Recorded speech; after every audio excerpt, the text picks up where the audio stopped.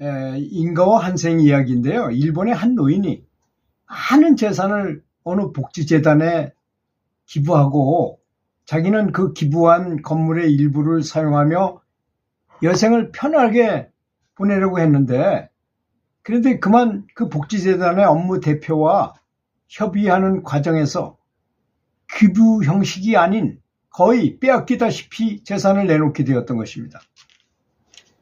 후에 알아보니 그 업무 대표라는 사람은 품성이 아주 나쁘고 사악하고 교활한 아주 대단한 사람이었던 것이었습니다. 우린 여기에서 좋은 일을 하는데 왜 나쁜 사람이 끼어들어서 일을 망쳐놓는가라고 생각이 들 수 있습니다.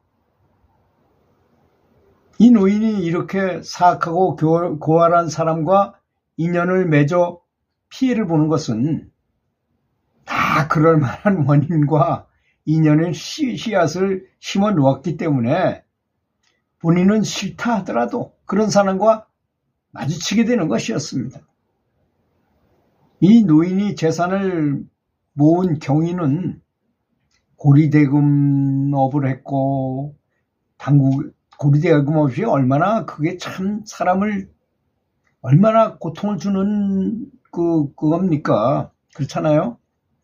제가 아는 지인도 고리대금업자한테 시달림을 당하다 결국 목숨을 끊었어요, 스스로. 그런 걸 보면 그게 굉장히 나쁜 것 같아요. 또 당국의 눈을 피해서 암거래도 했고, 또 첫 번째 부인과는 이혼을 하여 그 부인의 눈에서 피눈물을 흘리게 한 과거의 행위가 있었던 것이었습니다. 이 노인에게는 이렇게 나쁜 사람과 함께 지나야 하는 어두운 지난 날이 있었던 것이었습니다.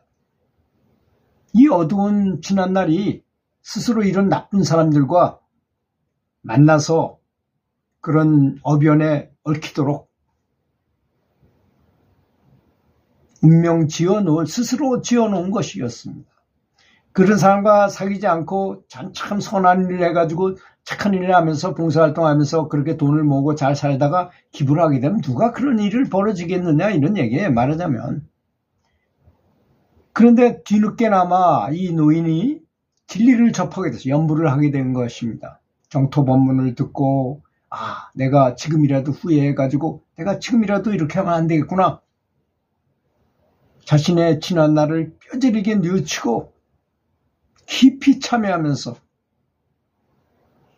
연불도 열심히 하면서 이혼한 부인에게 잘못을 빌고 위자료를 아주 넉넉하게 지불하였으며, 자기 때문에 괴로워진 사람들이 많을 거 아닙니까? 고리대금업하고 이렇게 빼돌리고 하다 보니 그들을 기쁘게 해드리는 일에 정성을 다한 결과 마침내 그 사악한 사람과의 인연이 닿게 되더라는 것입니다. 그리고 이제 자신이 기부한 자신의 저택에서 편안하게 여생을 보내게 되었던 것이었습니다.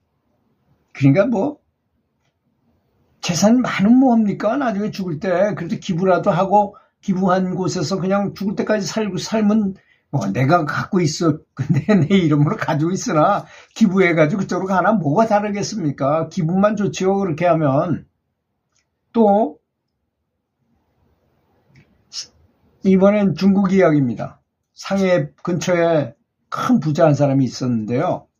그 사람은 어떤 이유 때문에 자기하고 어릴 때부터 친했던 왕중주라는 사람에게 자신의 재산을 관리해 주도록 부탁하고, 또 네가 관리부장이니까 하면서 아주 월급도 많이 줬어요.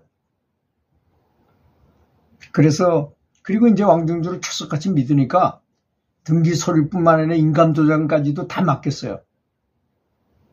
그런데 그 왕중주는 친구의 은혜로운 그런 부탁을 등지고 합법적으로 모든 재산을 가로챘어요. 다 도장 다 있겠다, 등기 서류 다 있겠다, 자기한테로 싹 돌려버린 거죠. 하늘처럼 믿었던 친구가 자기 재산을 교묘하게 모두 다 사치한 것을 알게 된 부자는 분한 마음을 이길 수는 없었지만 어쩔 도리가 없었던 것이었습니다.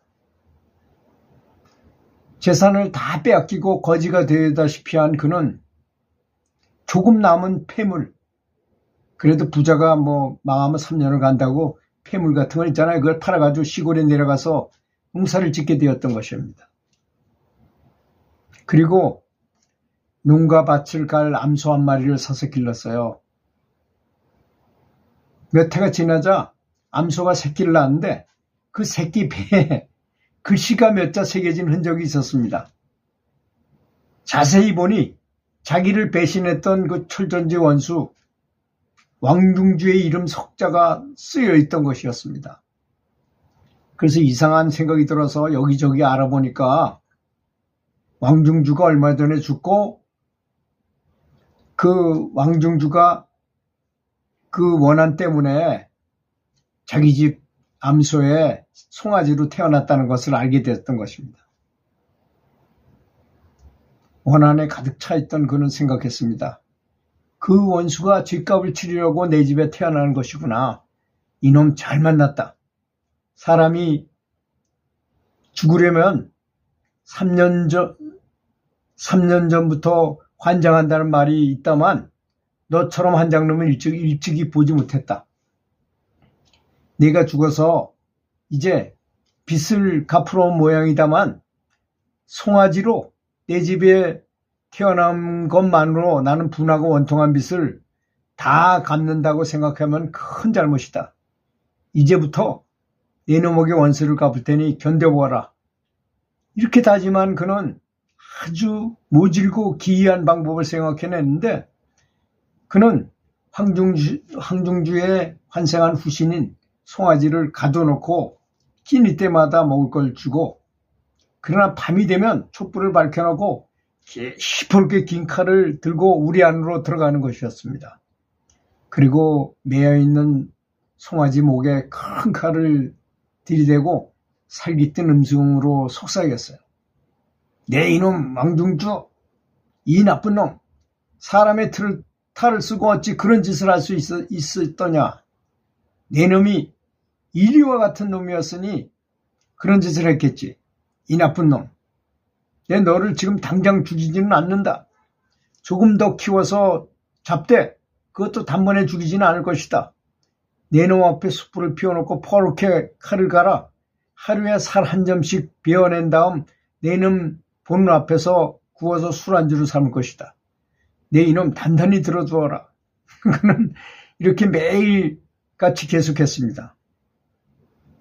그러자 왕중주의 이름이 새겨진 송아지는 피썩 마르기만 할 뿐 자라지는 못하는 것이었습니다. 그렇지 않겠습니까? 그렇게 한동안 지내고 있는데 하루는 왕중주의 아들이 느닷없이 찾아와서 마당 가운데 넙적 엎드려서 통사정을 하는 것이었습니다. 어르신네, 제발 널리 용서해 주시고 우리 아버지를 살려주십시오. 재산을 다 돌려드리면 물론 모든 것을 영감님 뜻대로 하겠습니다. 부디 아버지만 살려주십시오. 아들은 수없이 절을 하면서 간청하더라는 것이었습니다. 나는 지금 돈만 가지고 그러는 것이 아니다. 너희 아버지 소양이 너무나 괘씸하고 분함을 참을 수 없어서 그러는 것이다. 그러나 저나 너는 어찌 된 일이냐? 어떻게 이 사연을 알게 되었느냐? 저의 선친이 어르신의 은검을 저버리고 사취하는 것을 저도 어느 정도 짐작은 했사오나 자세히는 모르고 지냈습니다. 그런데 여러 달 전부터 어머니와 저희 꿈의 선친께서 자주 나타나서 그동안 지은 죄를 말씀하셨습니다. 그리고 어르신네 집 소로 태어나서 죄값을 받으려 하지만 그 죄가 워낙 크기 때문에 소의 몸을 버리고 나서도 다시 무서운 지옥으로 떨어져야 된다고 하셨습니다. 뿐만 아니라 지금 당장 괴로움도 괴로움이거니와 재산을 어서 돌려드려야만 당신의 죄를 벗을 수 있다고 하셨습니다. 살아생전에 자세한 내용을 말씀하시지 않은 것은 당신이 떳떳하지 못한 행동이 가족들이 아는 것을 부끄럽기 때문이라고.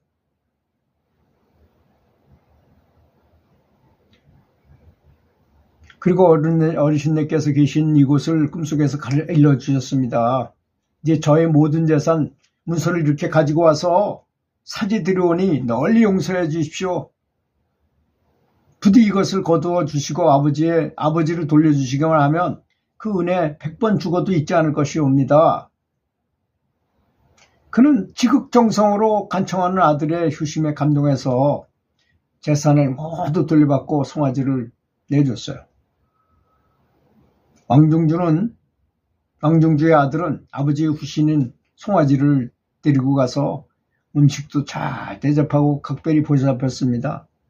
소가 자란 다음에는 공원에다 좋은 우리를 지어놓고, 사람들이 많이 다니는 공원 있잖아요. 거기에 우리를 지어놓고 아침 저녁으로 정성껏 여물을 쏘아서 대접하면서 오고 가는 만천하 사람들이 이 소를 보고 경각심을 일으켜서 인과를 믿고 선행을 닦으라는 뜻으로 그런 사연을, 안내판을 써서 만들어서 붙였다고 합니다. 참 감동이죠. 그 아들이 참 훌륭한 것 같습니다. 들어주셔서 감사합니다.